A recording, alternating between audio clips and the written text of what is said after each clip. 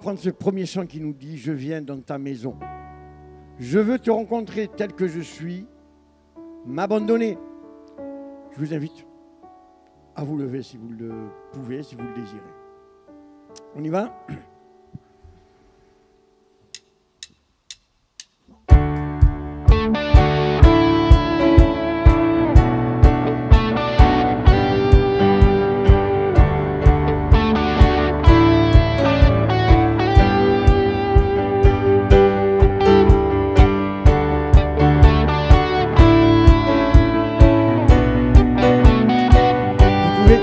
Taper dans les mains, ça reste possible. Allez ensemble. Je viens dans ta maison, je veux te rencontrer, tel que je suis, m'abandonner. Alors que nous chantons, ton esprit me rend.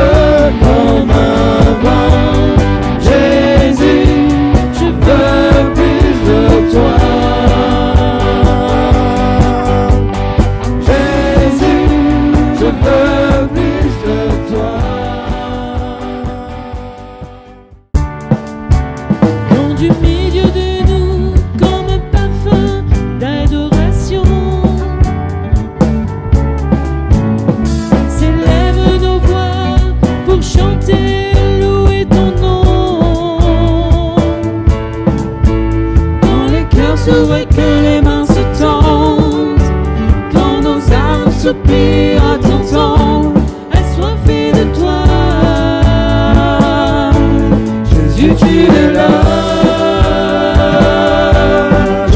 tu es là. Jésus, tu es là.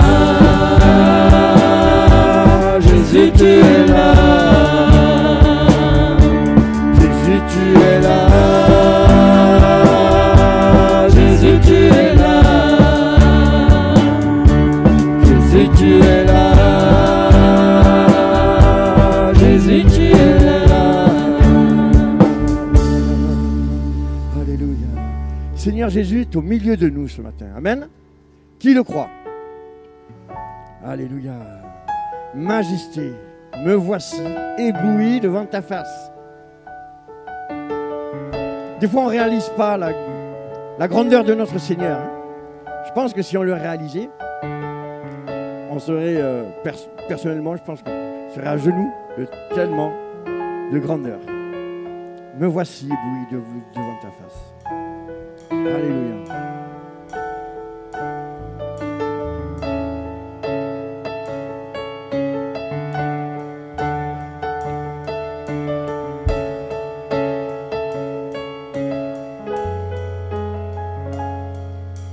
Me voici ébloui devant ta face, libre par le don de ta grâce. Me voici, l'être plein de dignité, justifié. J'ai trouvé l'amour incomparable et mien, car tu t'es dépouillé pour te sacrifier.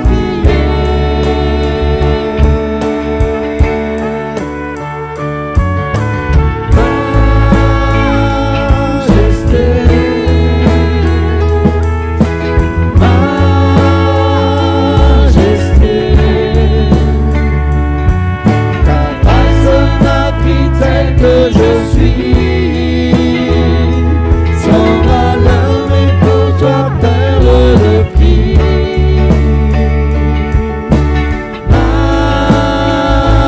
Majesté,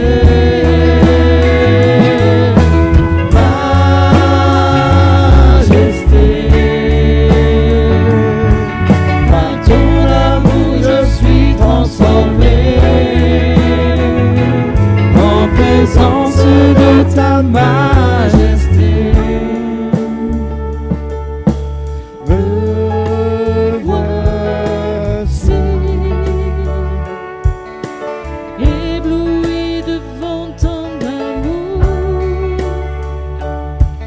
J'accorde le pardon en retour. Me voici, tu désires me combler,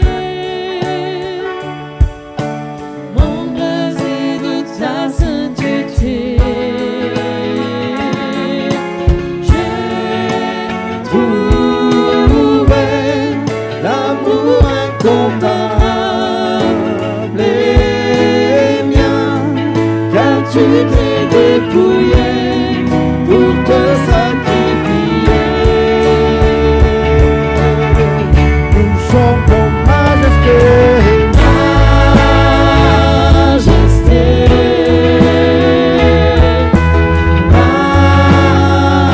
majesté.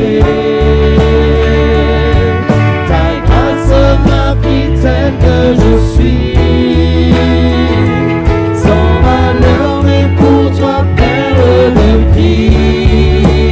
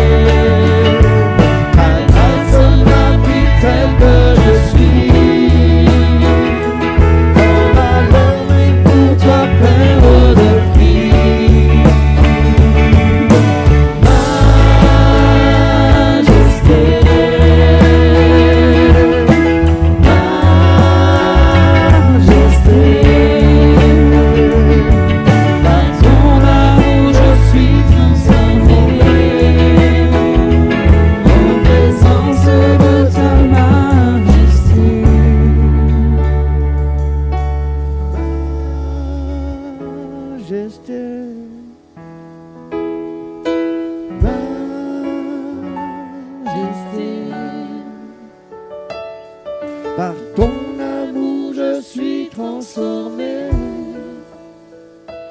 en présence de ta majesté. Livre de la Genèse, chapitre 28, et à partir du verset 10, nous revenons sur une expérience que va faire Jacob, le patriarche. Jacob va vivre une expérience singulière, mais qui nous invite à, pourquoi pas, vivre le même genre d'expérience. Et je crois que, évidemment, c'est quelque chose de totalement possible, bien sûr. Voici ce qu'il est dit.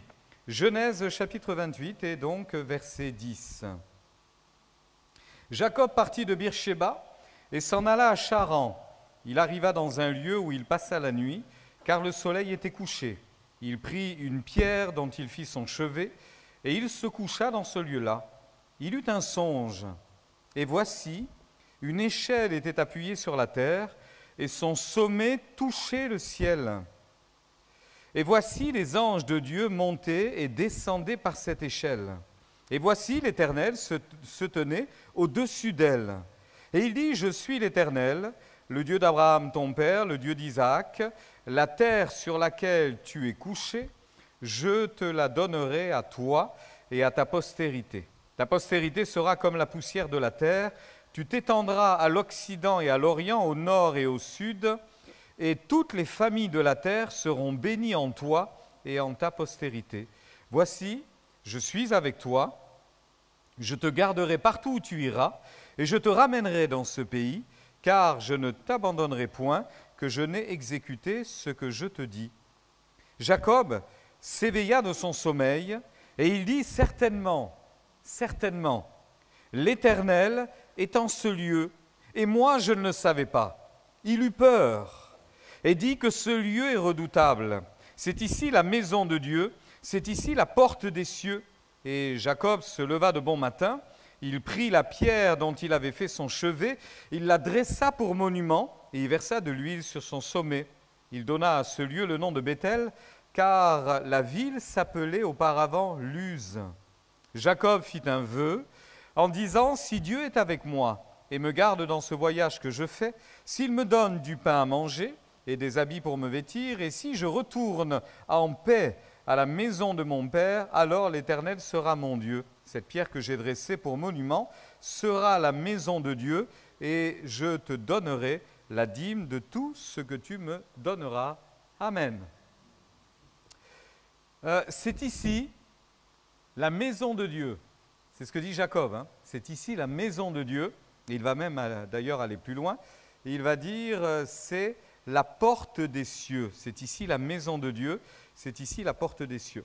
Frères et sœurs, à chaque fois que nous venons à l'église, nous venons dans la présence de Dieu. Non ? Chaque fois qu'on vient à l'église, on vient dans la présence de Dieu. Alors, bien évidemment, quand on va s'en aller, la présence de Dieu ne va pas rester là. Hein, parce qu'un lieu, aussi beau soit-il, s'il n'est pas rempli avec des croyants, ben, il n'y a aucun intérêt que la présence de Dieu soit là. Dieu va partir. Mais il va partir avec nous, parce que nous sommes une habitation de Dieu en esprit. Nous sommes le temple du Saint-Esprit. Donc, à l'évidence, lorsque je vous dis qu'à chaque fois que nous venons à l'église, nous venons à la rencontre de Dieu, il est évident qu'il est aussi avec nous lorsque nous sortons. Mais j'insiste pour ce moment particulier que nous vivons maintenant.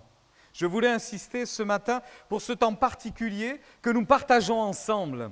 Je ne sais pas vous, mais j'imagine que lorsque arrive la fin de la semaine, pour peu que vous travailliez du lundi au vendredi, voire jusqu'au samedi, aujourd'hui, malheureusement, certains travaillent même le dimanche, mais ça reste encore assez rare. Donc j'imagine, vous qui avez travaillé toute la semaine et qui savez que dimanche arrive et que vous allez pouvoir enfin vous reposer, mais venir adorer Dieu dans la famille de Dieu, j'imagine qu'il y a une forme d'excitation, une forme de joie intérieure en se disant « mais quel bonheur, quel privilège nous avons, nous allons aller dans la présence de Dieu, nous allons profiter ensemble d'adorer et de bénir l'Éternel. » C'est comme ça que ça se passe, non?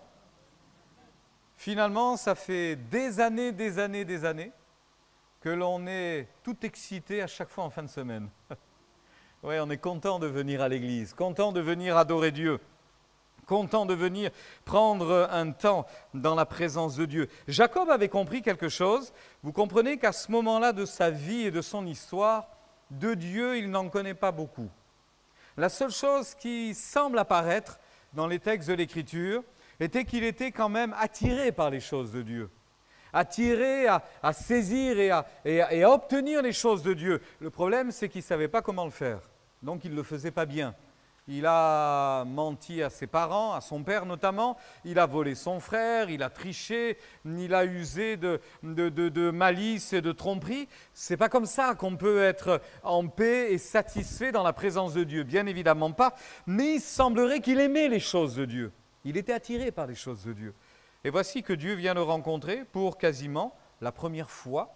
Le texte de l'histoire de Jacob arrive à ce point précis que nous venons de lire et ça semble être la première véritable rencontre ou confrontation, devrais-je dire d'ailleurs, rencontre. Ils vont se retrouver, tandis que l'un dort, l'autre est actif. Tandis que Jacob dort, vous avez remarqué qu'il a fui. C'est comme ça que le texte commence. Il est parti de Beersheba. Il s'en est allé à Charan. Pourquoi? Parce qu'il fuit la colère terrible de son frère Ésaü. Et quand il arrive dans ce lieu, il va s'endormir, éreinté. Il prend une pierre comme oreiller, il s'endort. Et puis là, il a la vision de ce qui est représenté dans cette image, de cette échelle qui part de la terre et qui va jusqu'au ciel. On a l'impression qu'on ne voit pas le bout de l'échelle. Et puis, chose particulière, dans son rêve, il voit des anges qui montent et qui descendent pour parler de l'activité de Dieu, d'un Dieu qui est présent au ciel, mais qui est présent sur la terre également, d'un Dieu qui règne dans les cieux, mais qui veut intervenir dans la vie des hommes. Et puis tout ceci prend un caractère très personnel. Lorsque Dieu lui parle précisément, en lui disant ceci, « Je serai avec toi, je suis l'Éternel ». Le Dieu d'Abraham, ton père, le Dieu d'Isaac, la terre sur laquelle tu es couché, je te la donnerai à toi, à ta postérité, je suis avec toi, je te bénirai. C'est une confrontation et une relation directe. Ça aurait dû réjouir le cœur de Jacob en se réveillant. Il aurait dû se réjouir. Ah là là, j'ai bien fait d'arriver jusque-là dans cet endroit et quel bonheur que Dieu soit venu vers moi. Vous avez remarqué la réaction de Jacob? Il nous est dit, il va utiliser le même mot d'ailleurs. Dans nos Bibles, si vous avez une traduction second comme la mienne, ce sont deux mots qui sont utilisés, mais c'est le même. En hébreu, c'est exactement le même. Quand il va se réveiller, il va dire ceci, verset 16, « Certainement l'Éternel est en ce lieu, et moi je ne le savais pas. » C'est arrivé combien de fois d'ailleurs? Que Dieu soit là et on ne le savait pas. Hein. Que Dieu était là et on ne s'en est pas rendu compte. C'est un peu plus embêtant. Quand on part du culte, quand on part de l'église, du rassemblement des croyants, en se disant bon, « ce matin, j'ai rien senti ». Ce n'était pas terrible. Hein. Le prédicateur n'était pas en forme, les chants c'était à peu près moyen. Enfin, je ne sais pas, il y avait quelque chose, ce n'était pas terrible aujourd'hui. Et pourtant, l'Éternel était dans ce lieu. Parce que là où quelques-uns se rassemblent en son nom, comme on vient de le chanter, il est là. Hein. Il est là, forcément. Donc, on voit bien que il est possible d'être dans la présence de Dieu sans réaliser que Dieu est présent. Mais au moins ne pas vivre cette terrible expérience de Jacob.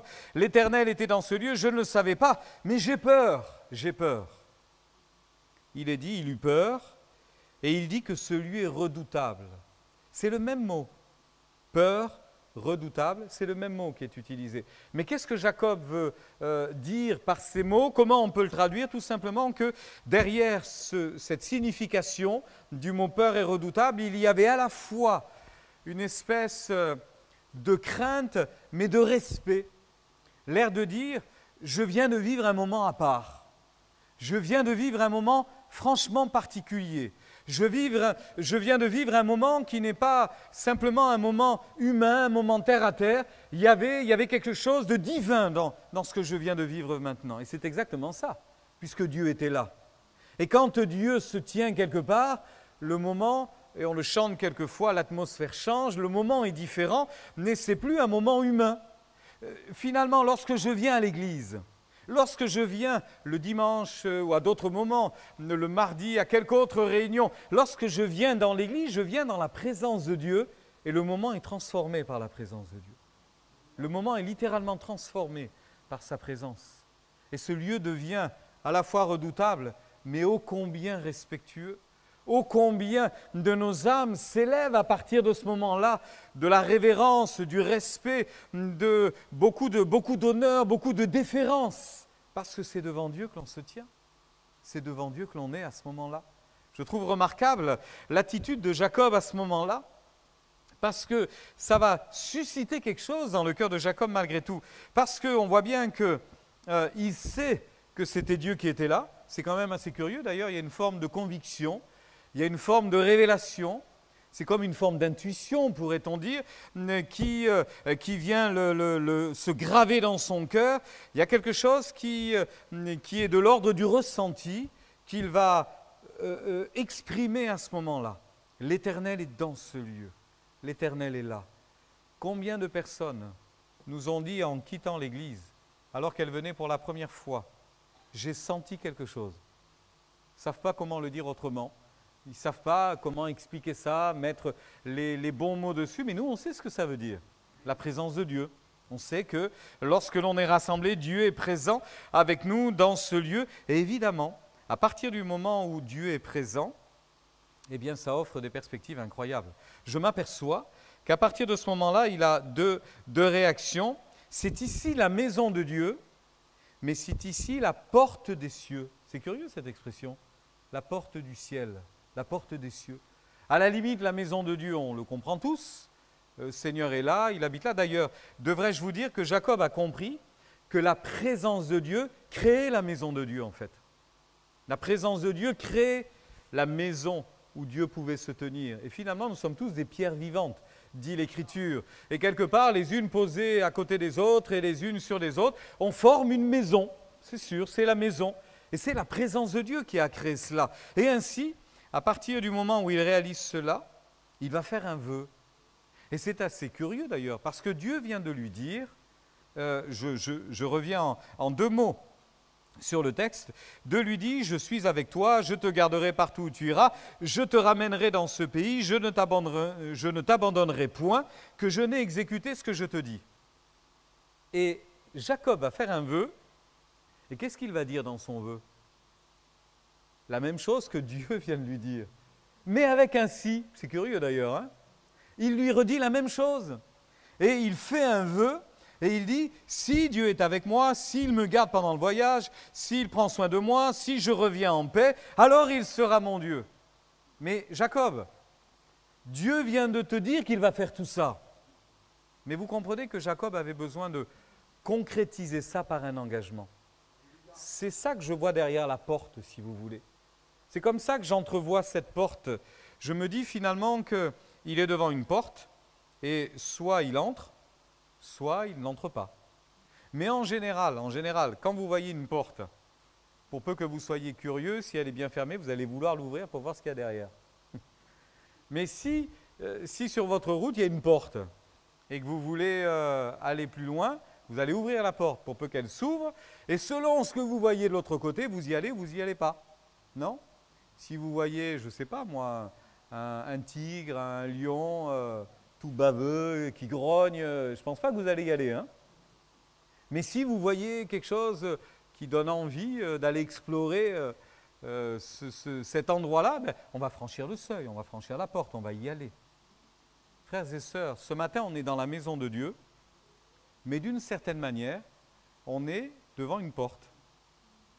La porte du ciel, la porte des cieux. Est-ce qu'on va aller plus loin ou est-ce qu'on va rester où on est? Est-ce qu'on va franchir la porte?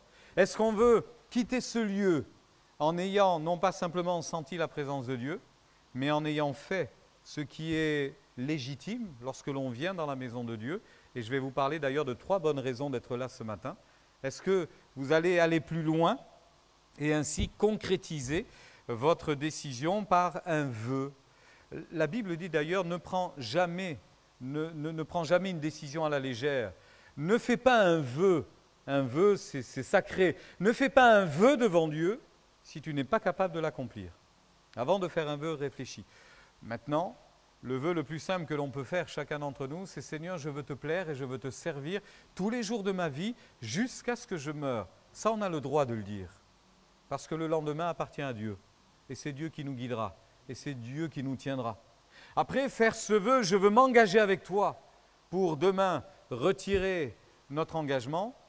Ça, c'est peut-être prendre un vœu à la légère et il faut faire attention à cela.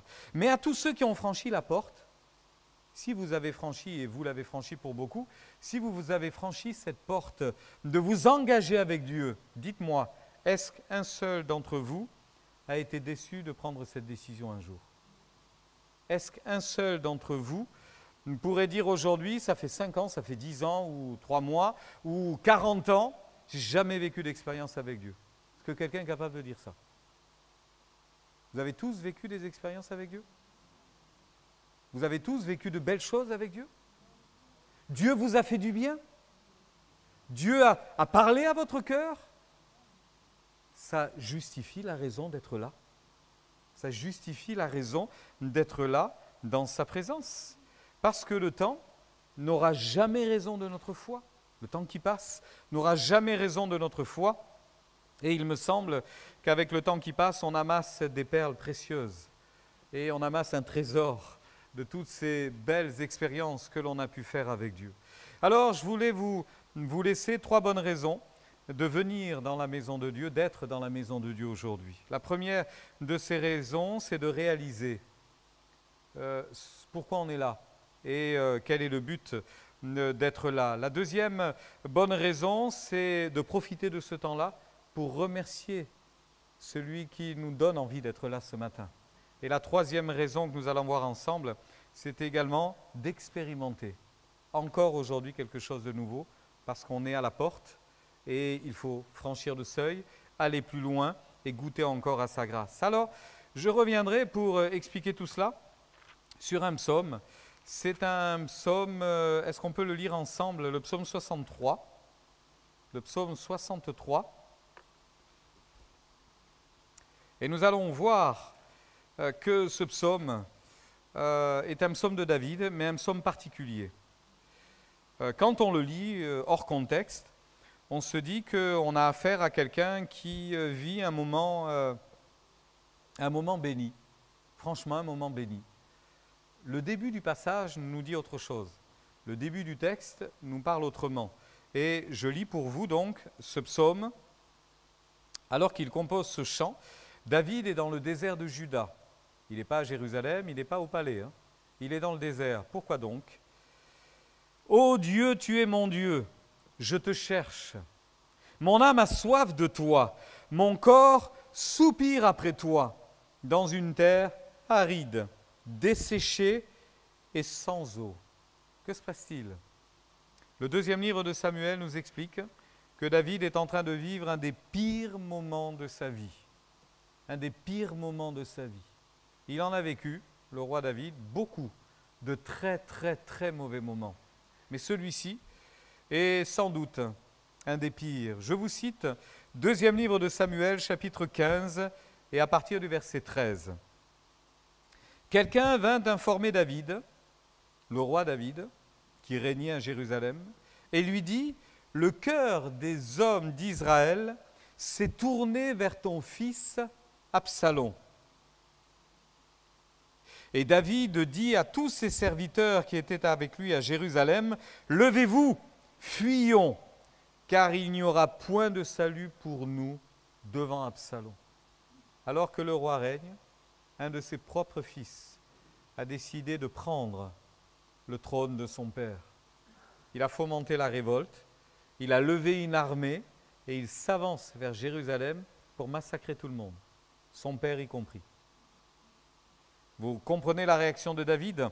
« Levez-vous, fuyons, car il n'y aura point de salut pour nous devant Absalom. Hâtez-vous de partir, sinon il ne tarderait pas à nous atteindre, et il nous précipiterait dans le malheur et frapperait la ville du tranchant de l'épée. » Les serviteurs du roi dirent, « Tes serviteurs feront tout ce que voudra mon seigneur le roi. » Et le roi sortit, et toute sa maison le suivait. Le roi sortit, tout le peuple le suivait, ils s'arrêtèrent à la dernière maison. Tous ses serviteurs, tous les Kérétiens, tous les Pélétiens passèrent à ses côtés, et tous les Gatiens, au nombre de 600 hommes venus de Gath à sa suite, passèrent devant le roi. Un peu plus loin, verset 23, Toute la contrée était en larmes, et l'on poussait de grands cris au passage de tout le peuple. Le roi passa le torrent du Cédron, et tout le peuple passa vis-à-vis du chemin qui mène au désert. C'est à ce moment-là que David compose ce chant. Je continue la lecture du psaume. Ainsi, dans cette terre aride desséchée sans eau, ainsi je te contemple dans le sanctuaire pour voir la puissance et ta gloire, ta puissance et ta gloire. Car ta bonté vaut mieux que la vie, et mes lèvres célèbrent tes louanges. Je te bénirai donc toute ma vie, et j'élèverai mes mains en ton nom. Mon âme sera rassasiée comme de mets gras et succulents, et avec des cris de joie sur les lèvres, ma bouche te célébrera. Lorsque je pense à toi, le soir, quand je me couche, je médite sur toi pendant les heures de la nuit, car tu es mon secours. Je suis dans l'allégresse, à l'ombre de tes ailes. Mon âme est attachée à toi, ta droite me soutient. Mais ceux qui veulent chercher à m'ôter la vie iront dans les profondeurs de la terre, ils seront livrés au glaive, ils seront la proie des chacals, et le roi se réjouira en Dieu. Quiconque jure par lui s'en glorifiera, car la bouche des menteurs sera fermée. David avait besoin d'être dans la présence de Dieu. Sauf que, à ce moment-là où il écrit, il est loin de la maison de Dieu. Vous l'avez remarqué ? Il est très loin de la maison de Dieu, puisque la maison de Dieu est à Jérusalem. On comprend que la révolte d'Absalom, c'était quelque chose d'impossible pour lui à comprendre. Et on ne peut pas se mettre à la place de David, évidemment.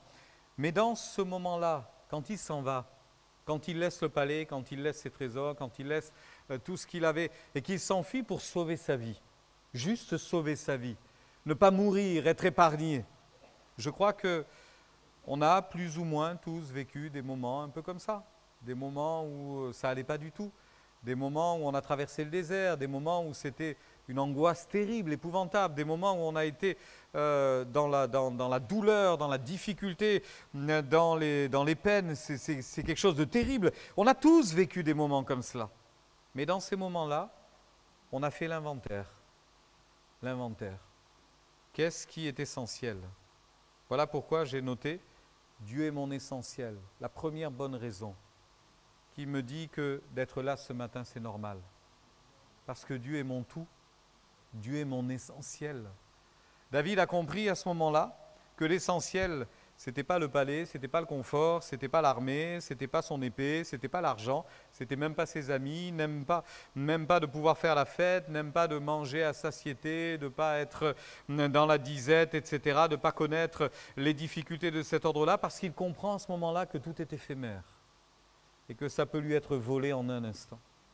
Il reste 1 heure de plus, 2 heures de plus à Jérusalem et peut-être qu'il mourra.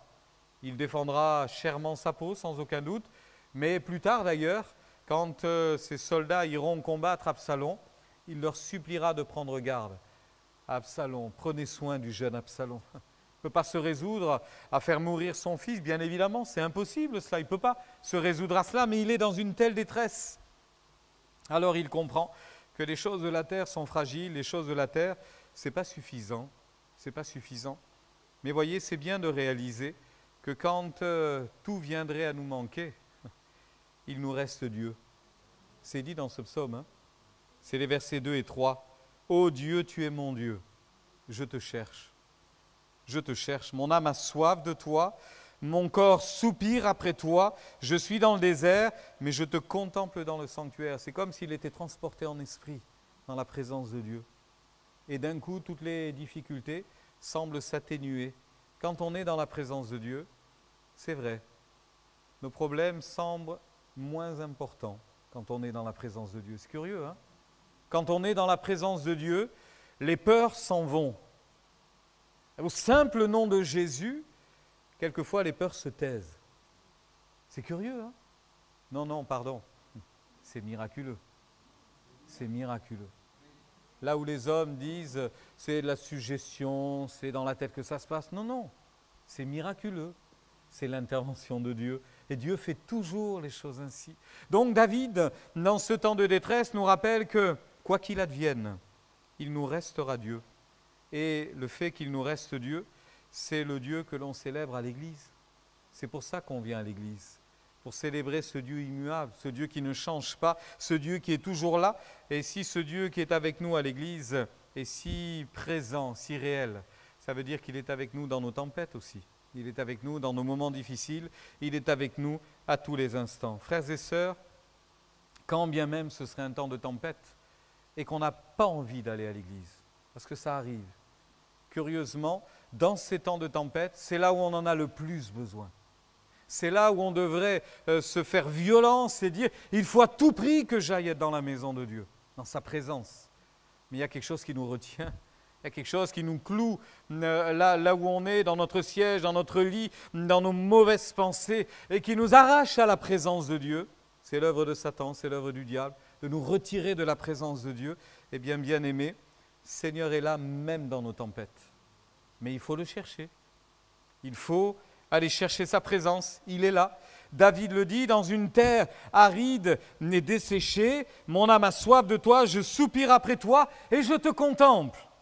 Dans cette terre aride et desséchée, l'Éternel était là. Parce que franchement, si Dieu aime être avec nous ici, ne croyez pas qu'il aimera aussi être avec nous quand ça souffle fort, quand ça hurle et que le vent souffle fort.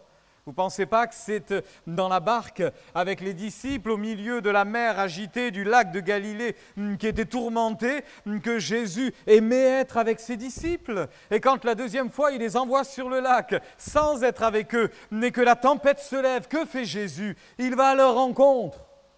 C'était son intention d'être près de ses enfants dans la tempête pour qu'ils réalisent que même dans la tempête, la présence de Dieu est au-dessus. La présence de Dieu est au-dessus et est capable de prendre victoire sur quelque tempête que ce soit. Alors, si je ne le vois pas, si je ne le sens pas, ben je dois encore le chercher. Ne quittez pas ce lieu tout à l'heure en disant « j'ai rien reçu ». Ce serait dommage. Ce serait dommage. Cherchez la présence de Dieu. Attendez-vous à recevoir de Dieu ce matin. Cherchez à être béni de Dieu. Parce que si on ne trouve pas, ben, il faut mieux chercher. Et si on ne reçoit pas, il faut demander encore. Toute l'Écriture nous enseigne évidemment en ce sens-là. Alors, réalisez, et ça nous fait du bien quand nous venons dans la présence de Dieu, réaliser que notre Dieu, c'est notre essentiel. Et puis, si tout vient à nous manquer, Dieu restera là. Et puis regardez David, même si je perds tout, il me reste Dieu, mais il me reste encore la force de chanter. Il me reste un chant. Il le dira lui-même, car ta bonté, verset 4, vaut mieux que la vie, et mes lèvres célèbrent tes louanges. Je te bénirai toute ma vie, j'élèverai mes mains en ton nom. Franchement, il faut le faire. Hein? Il faut le faire. C'est précisément parce que si il réfléchit un instant, tout ce qui va sortir de sa bouche, ça va être terrible.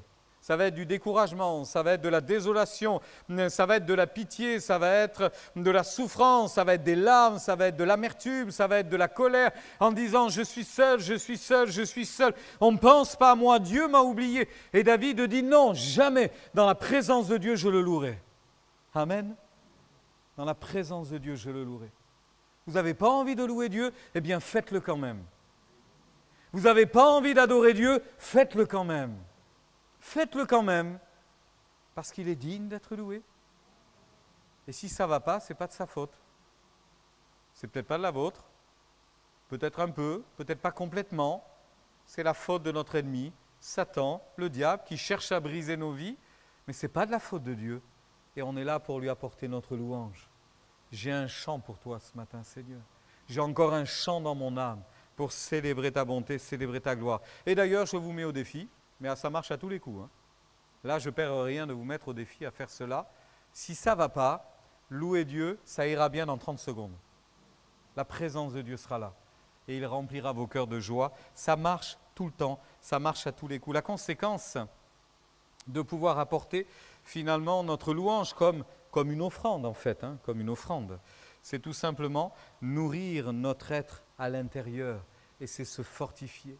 Combien de fois Avons-nous expérimenté ça? Je ne fais que rappeler à votre esprit ce que beaucoup ont expérimenté, ont peut-être mis au placard derrière trop de choses, on ne le voit plus, on ne le réalise plus. Mais combien de fois on est venu dans la présence de Dieu harassé et on en est ressorti vigoureux parce que Dieu avait agi, parce que Dieu s'était manifesté.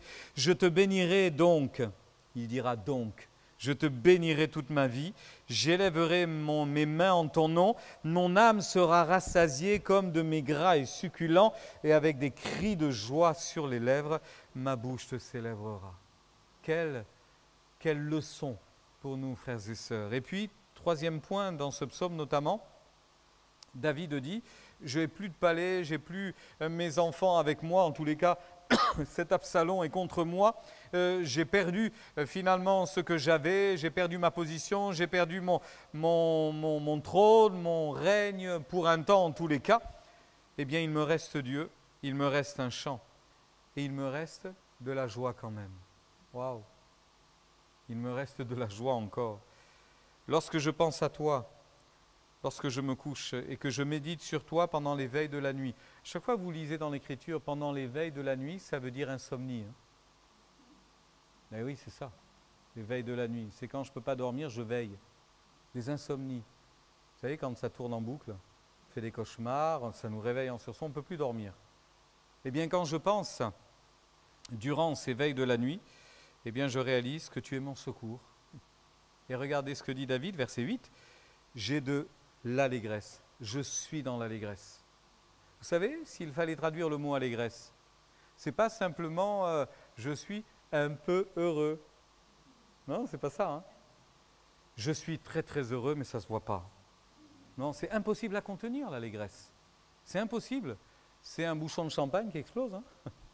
C'est une joie qui est telle, mais que ça fait du bruit. Ça fait du bruit, ça s'entend, ça remue, ça bouge dans tous les sens. On est dans l'allégresse. Et David, dans le désert, il va se cacher dans des grottes. Dans le désert en fuite, il est capable à certains moments, je l'imagine, de courir, de sauter, de crier. Et les autres devaient dire, ça y est, il devient fou. Fou de Dieu peut-être, hein.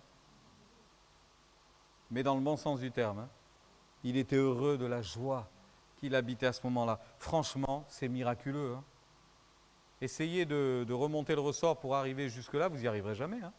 C'est miraculeux. Il faut qu'il y ait une action de Dieu. C'est miraculeux. Mon âme est attachée à toi. Ta droite me soutient. Et dans le fond, cette joie qui venait de Dieu rappelle tout simplement à David qu'il peut rester dans l'allégresse quoi qu'il arrive. Et franchement, si on ne peut pas se réjouir de la situation que l'on est en train de vivre, on peut toujours se réjouir du secours que Dieu va manifester à notre égard. Amen. Et c'est comme ça que le psaume se termine. Mes ennemis, tu vas t'en occuper. Ils auront la bouche fermée et le roi se réjouira à nouveau. Bref, pour lui, c'est bouché. C'est impossible. Mais à Dieu, tout est possible. Frères et sœurs, voilà la première de ces bonnes raisons qui nous motivent à être là ce matin, réaliser ce que Dieu a fait. Je ne saurais que trop vous encourager à repasser devant vos yeux maintenant, faites-le là, en quelques instants, repassez devant vos yeux votre parcours. Vous voyez les heures, vous voyez les montagnes, vous voyez les sommets, vous voyez les difficultés, mais regardez toutes les fois où Dieu a été là. Remettez devant vos yeux toutes les fois où Dieu est intervenu de façon miraculeuse. Souvenez-vous que dans les moments critiques, lui, il était là. Et il était votre tout, votre essentiel. Voilà pourquoi vous avez été capable de quand même chanter et de quand même retrouver de la joie et de l'allégresse. Je voudrais également arriver à un point qui me semble important, c'est que si on dit que Dieu est notre chant, c'est ce que nous avons vu dans la deuxième partie, c'est parce que, et ça c'est d'une manière plus générale, c'est bien de remercier Dieu pour ce qu'il a fait en nous et puis pour ce qu'il a fait de nous. Parce qu'entre ce qu'on était et ce qu'on est devenu, il y a une différence. Et s'il n'y a pas de différence, remettez-vous en question, il doit y en avoir une. Vous devez être meilleur. Oui, pas pire, hein, meilleur. À Corinthe, à un moment donné, ça ne se passait pas très bien dans l'église et certains avaient des comportements très excessifs et l'apôtre Paul dit « je ne comprends rien ». Vous devriez vous rassembler pour être meilleur et vous devenez pire. Il y avait un problème. Manifestement, il y avait un problème. Mais nous, en ce qui nous concerne, on n'a qu'un souhait, devenir meilleur. Pas par nos propres forces, mais par sa grâce. Alors remerciez Dieu, frères et sœurs, tous les jours, à tous les instants. Et là, dans 5-10 minutes, quand on va commencer à louer Dieu, remerciez Dieu pour ce qu'il a fait en vous, pour ce qu'il a fait de vous. Il vous a sauvé, il vous a racheté. Et la plus belle des choses, il vous a transformé. Transformé. La transformation, ça passe par toutes sortes de délivrances.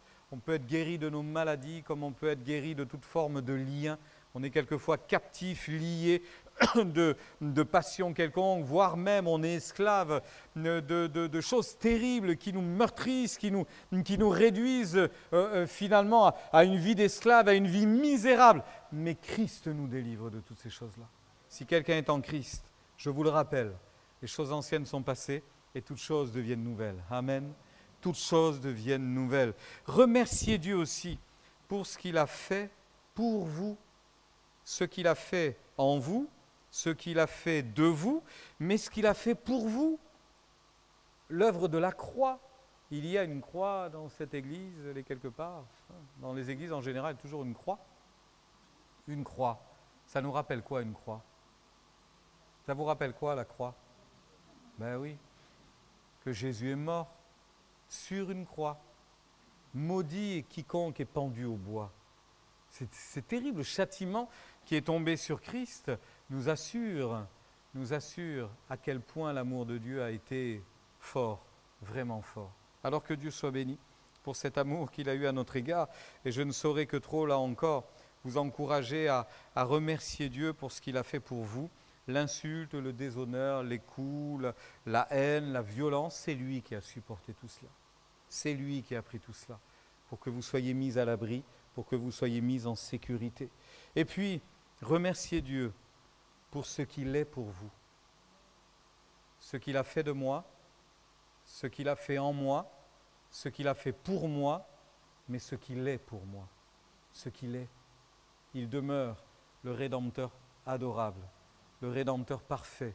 Il demeure celui qui est digne à la fois d'être loué, d'être adoré. C'est l'ami fidèle en toutes circonstances, en tout temps, il est là. C'est le Seigneur. C'est quand même agréable, lorsque l'on est confronté à un problème, de dire « mais j'ai une recommandation de votre patron, vous devez obéir ». Et notre patron est au ciel. Et tout ce qu'il dit, il l'accomplit. Et face à mes difficultés, je peux dire « j'ai une lettre de recommandation ». J'ai une lettre de recommandation, il a dit qu'il me bénissait, il a dit que je serais guéri, que je serais béni, que je serais délivré. Et moi je crois à sa signature, je crois à l'œuvre accomplie, je crois à ce qu'il a accompli. Pour moi, c'est notre bien-aimé Sauveur. Alors il y a encore des choses à lui dire ce matin. Vous avez encore des choses à lui dire. Vous en avez encore sous le pied, hein? Vous avez des choses à dire à votre Dieu. Il est temps de les lui dire ce matin et de lui apporter votre louange et votre adoration. Et enfin, troisième point, si Dieu est notre essentiel, si Dieu est notre chant, il n'en demeure pas moins notre expérience. C'est l'histoire de David. Il savait que ses ennemis seraient anéantis quelque part, qu'il retrouverait le trône. Et quelque temps plus tard, la révolte sera éteinte et à ce moment-là, David reviendra à Jérusalem et il retrouvera le trône. Il y a eu des dégâts entre les deux, il y a eu des difficultés, il y a eu des pertes, mais en tous les cas, David n'a pas perdu son salut en son Dieu, n'a pas perdu son Dieu, n'a pas perdu les promesses de Dieu, n'a rien perdu de ce que Dieu lui avait donné. Je repense à Jacob et je me projette vers David et je viens vers nous. Jacob, c'est la maison de Dieu. Alors il a fait un vœu et il a dit, c'est la porte du ciel, je franchis la porte. Je veux aller plus loin. Ça a mis 20 ans pour lui, pour comprendre les choses. Vous les avez déjà comprises, ces choses-là. Eh bien, on est là pour franchir cette porte-là, d'une manière imagée bien sûr, cette porte du ciel, et dire Seigneur, je viens avec mon chant, je viens avec ma joie, je viens avec mon cœur, je viens avec mon offrande, je viens t'offrir ce que je suis et je veux tout simplement vivre encore un moment dans ta présence. Tous les hommes de Dieu et femmes de Dieu, tous ceux qui sont tenus dans la présence de Dieu, ont vécu des temps remarquables, toujours. Il n'y a pas de raison qu'on ne vive pas des temps remarquables ce matin. Toujours, on est là pour vivre ces choses-là parce que s'il n'y a pas d'expérience liée à ce qu'on croit, il manque quelque chose quand même. Même si l'expérience ne fait pas tout, c'est ma foi qui fait tout, c'est ma foi, c'est ce que je crois qui fait tout, mais mon expérience, finalement, atteste de ce que j'ai cru. La foi est une ferme assurance des choses que l'on espère et une démonstration de celles que l'on ne voit pas, je rajoute encore, mais qu'on va vivre. Et finalement, c'est à cela que Dieu nous invite ce matin. Regardez Jacob, dans la présence de Dieu, il a vécu des moments incroyables. Ce moment-là était un moment incroyable. Ça l'a chamboulé, ça l'a bouleversé, mais ça l'a béni. Ça l'a béni. J'aurais pu vous parler de Moïse. On dit que lorsque Moïse entrait dans la présence de Dieu et qu'il en ressortait, son visage rayonnait. Ça se voyait. C'était une expérience. Et ça se reproduisait à chaque fois. J'aurais pu vous parler évidemment de David, mais on l'a lu ensemble. Il ne va pas bien, il y a des galères, il y a des peines, mais dès qu'il est dans la présence de Dieu, il y a tout qui change. Et il est à nouveau dans la paix, il est à nouveau dans la joie, il est à nouveau serein, et Dieu le fortifie et Dieu le bénit. Et je voulais terminer sur un dernier exemple pour vous montrer que dans cette expérience que l'on fait avec Dieu, il change notre visage, la tristesse s'en va, il nous donne la joie, il va nous redonner de l'espoir, il va éloigner nos ennemis, et il va nous protéger, puis il va nous redonner courage et force. Je conclus sur Daniel. Daniel a vécu en tant que prophète des temps bénis, des temps particuliers. Et il est dit notamment dans son livre, au chapitre 10, qu'il va vivre une expérience assez particulière. Il va avoir une vision, notamment une vision du monde à venir. Et cette vision est terrible pour lui. Parce que cette vision lui laisse à penser qu'il va se passer des choses graves, des choses vraiment difficiles. Et ça va le saisir littéralement. Daniel, c'était un homme solide, hein. Ce n'était pas quelqu'un de fragile. Personnellement, psychologiquement, on voit dans son histoire que c'était vraiment quelqu'un de solide. Mais là, ce qu'il entend et ce qu'il voit, ça le bouleverse. Je lis pour vous Daniel chapitre 10, verset 7. « Moi, Daniel, je vis seul la vision, et les hommes qui étaient avec moi ne la virent point, mais ils furent saisis d'une grande frayeur, et ils prirent la fuite pour se cacher. Je restai seul, et je vis cette grande vision. Les forces me manquèrent. Mon visage changea de couleur et fut décomposé, et je perdis toute vigueur. J'entendis le son de ces paroles, et comme j'entendis le son de ces paroles, je tombai, frappé d'étourdissement, évanoui, la face contre terre. Et voici une main me toucha, secoua mes genoux et mes mains, puis il me dit, Daniel, homme bien-aimé, sois attentif aux paroles que je vais te dire. Tiens-toi debout à la place où tu es, car je suis maintenant envoyé vers toi. Lorsqu'il m'eut ainsi parlé, je me tins debout en tremblant. Il me dit, Daniel, ne crains point. Dès le premier jour où tu as eu à cœur de comprendre et de t'humilier devant ton Dieu, tes paroles ont été entendues et c'est à cause de tes paroles que je viens.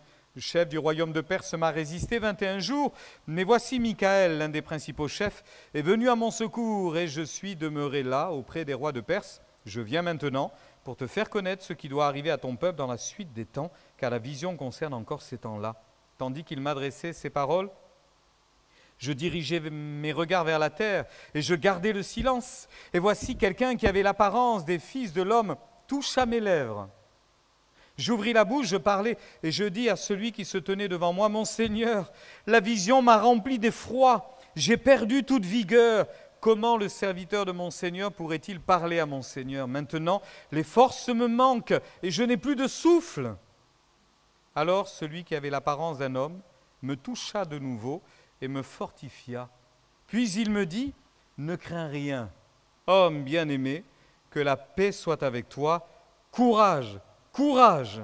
Et comme il me parlait, je repris des forces et je dis que mon Seigneur parle, car tu m'as fortifié. Quelle expérience! Que le Seigneur fasse cela pour vous, pour toi, mon frère, ma sœur, que le Seigneur fasse cela aujourd'hui. Qu'il te renouvelle, qu'il fortifie ton âme. Mais on n'est pas venu pour ça, on est venu pour lui. On est venu pour lui. On est venu pour lui offrir notre louange et notre adoration. Et ceci sera la cerise sur le gâteau. Ceci sera le plus. Il nous assistera de sa grâce et de sa bonté frères et sœurs, c'est ici, ce matin, la maison de Dieu. Ouais, c'est la maison de Dieu. On est dans la maison de Dieu. Alors là, voyez-vous la porte? Où est-ce qu'elle se trouve, la porte du ciel? Je veux franchir cette porte ce matin et je veux être dans sa présence, lui offrir ma louange et mon adoration, réaliser que je sais pourquoi je suis là, je sais pourquoi je suis venu. Je ne me suis pas trompé, c'était le bon rendez-vous, c'était là qu'il fallait être. Et le Seigneur va agir encore, et le Seigneur va se manifester. Quand je sonde l'univers, les astres que tu as créés, les océans, les mers, tout me révèle ta majesté. Alors mon âme veut s'écrier de tout mon cœur. Je veux chanter, oh Dieu, tu es infiniment grand, éternel puissant, roi majestueux, oh Dieu, tu es infiniment grand, éternel puissant, roi majestueux.